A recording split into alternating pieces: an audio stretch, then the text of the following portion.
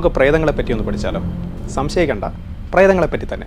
നമ്മുടെയൊക്കെ മനസ്സിലുള്ള ഈ പ്രേതങ്ങളെപ്പറ്റിയല്ല നമ്മളിന്ന് പഠിക്കാൻ പോകുന്നത്. പകരം ഫിസിക്സിലെ പ്രേതങ്ങളെപ്പറ്റിയാണ് നമ്മൾ പഠിക്കാൻ പോകുന്നത്. വീണ്ടും സംശയമായോ? ഫിസിക്സിൽ എവിടെയാണ് പ്രേതങ്ങളെന്നല്ലേ? ഗോസ്റ്റ് പാർട്ടിക്കിൾസ് അഥവാ പ്രേതകണങ്ങൾ. അതാണ് നമ്മുടെ ഫിസിക്സിലെ പ്രേതങ്ങളെന്ന് പറയുന്നത്. പ്രേതം അഥവാ ഗോസ്റ്റ് എന്ന് പറയുമ്പോൾ നമ്മുടെ മനസ്സിലേക്ക് വരുന്നത് എന്താണ്? ഏത് സോളിഡ് വസ്തുവിൽ കൂടിയും അനായാസം കടന്നു പോകാൻ പറ്റുന്ന ഒരു ശക്തി. അങ്ങനെയൊക്കെയല്ലേ നമ്മുടെ മനസ്സിലേക്ക് വരുന്നത്. നമ്മുടെ ഗോസ്റ്റ് പാർട്ടിക്കിൾസും അങ്ങനെ തന്നെയാണ്. നമ്മുടെ ഭൂമി നമ്മളൊന്ന് സങ്കല്പിക്കുക. ഇതിനുള്ളിൽ കൂടി വളരെ എനർജറ്റിക് ആയിട്ടുള്ള എക്സ്റേ, ഗാമാറേ അതുപോലുള്ള എനർജറ്റിക് ഫോട്ടോൺസിന് പോലും അതിൽ കൂടെ കടന്നു പോവുക എന്ന് പറയുന്നത് വളരെ പ്രയാസമുള്ളൊരു കാര്യമാണ്.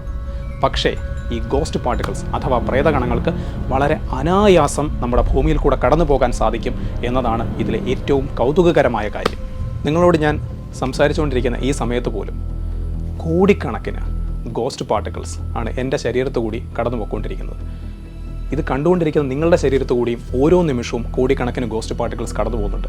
പക്ഷേ നമ്മളതൊന്നും അറിയുന്നില്ല എന്നേ ഉള്ളൂ. അതായത് നമുക്ക് ചുറ്റും എപ്പോഴും ഉണ്ട്, പക്ഷേ നമുക്ക് കാണാൻ സാധിക്കുന്നില്ല, സ്പർശിക്കാൻ സാധിക്കുന്നില്ല, ഒരു തരത്തിലും അത് ഫീൽ ചെയ്യാൻ പോലും സാധിക്കുന്നില്ല. അതാണ് പ്രേതകണങ്ങൾ അഥവാ ഗോസ്റ്റ് പാർട്ടിക്കിൾസ്. ഗോസ്റ്റ് പാർട്ടിക്കിൾസ് മറ്റാരുമല്ല, ന്യൂട്രിനോ. ഒരു ഇലക്ട്രോണിൻ്റെ മാസിൻ്റെ 1/40 lakh ടൈംസ് അത്രമാത്രം മാസുള്ള അത്രയ്ക്ക് വളരെ ചെറിയ പാർട്ടിക്കിൾസ്.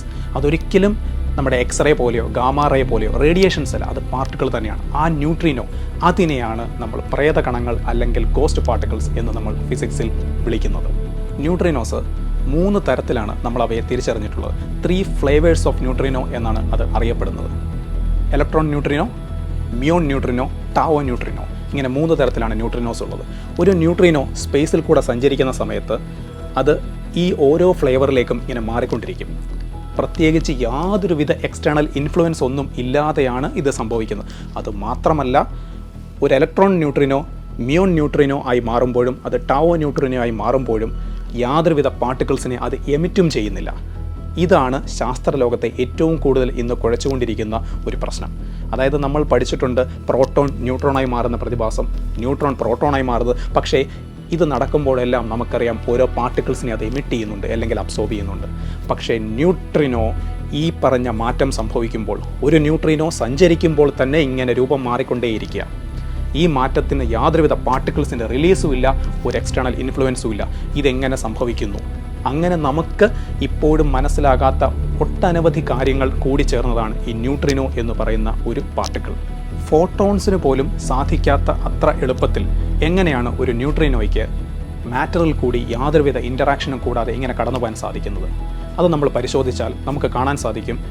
നമുക്ക് 4 ഫണ്ടമെൻ്റൽ ഫോഴ്സസ് ആണുള്ളത്.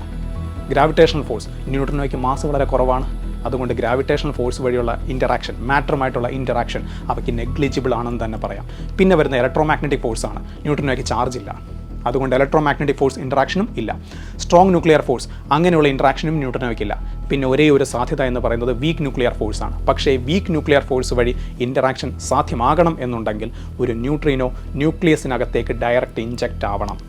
പക്ഷേ അത് വളരെ റയറായിട്ട് മാത്രമേ സംഭവിക്കൂ. അതിൻ്റെ ഏറ്റവും വലിയ കാരണം ഇതിൻ്റെ വളരെ വളരെ വളരെ ചെറിയ സൈസാണ്.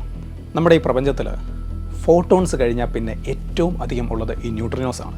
വീണ്ടും അതിശയമായി അല്ലേ? എവിടുന്നാണ് ഇത്രയധികം ന്യൂട്രിനോസ് ഈ പ്രപഞ്ചത്തിൽ വരുന്നതെന്നല്ലേ? മറ്റെവിടുന്നുമല്ല, ഫ്രം ദ സ്റ്റാർസ്. നക്ഷത്രങ്ങളിൽ നടക്കുന്ന റിയാക്ഷൻ നമുക്കറിയാം, ന്യൂക്ലിയർ ഫ്യൂഷൻ. ഈ ന്യൂക്ലിയർ ഫ്യൂഷൻ നടക്കുമ്പോൾ ന്യൂട്രിനോസ് പ്രൊഡ്യൂസ് ചെയ്യപ്പെടും. നമ്മൾ ഉദാഹരണത്തിന് നമ്മുടെ സൂര്യൻ എടുക്കാം. നമ്മുടെ സൂര്യനിൽ തന്നെ ന്യൂക്ലിയർ ഫ്യൂഷൻ നടന്ന് ന്യൂട്രിനോസ് ഉണ്ടാവും. ഇതേ ന്യൂക്ലിയർ ഫ്യൂഷനിൽ തന്നെ ഫോട്ടോൺസ് പ്രൊഡ്യൂസ് ചെയ്യപ്പെടുന്നുണ്ട്. ഈ ഫോട്ടോൺസ് നമ്മുടെ ഭൂമിയിൽ എത്തുന്നതിന് മുൻപ് തന്നെ ന്യൂട്രിനോസ് ഭൂമിയിലെത്തും എന്ന് പറഞ്ഞാൽ വിശ്വസിക്കാൻ അല്പം ബുദ്ധിമുട്ടല്ലേ? പ്രപഞ്ച ഉൽപ്പത്തിയെപ്പറ്റി ഇന്നും നമുക്ക് ഉത്തരം കിട്ടാത്ത ഒട്ടനവധി ചോദ്യങ്ങളുണ്ട്.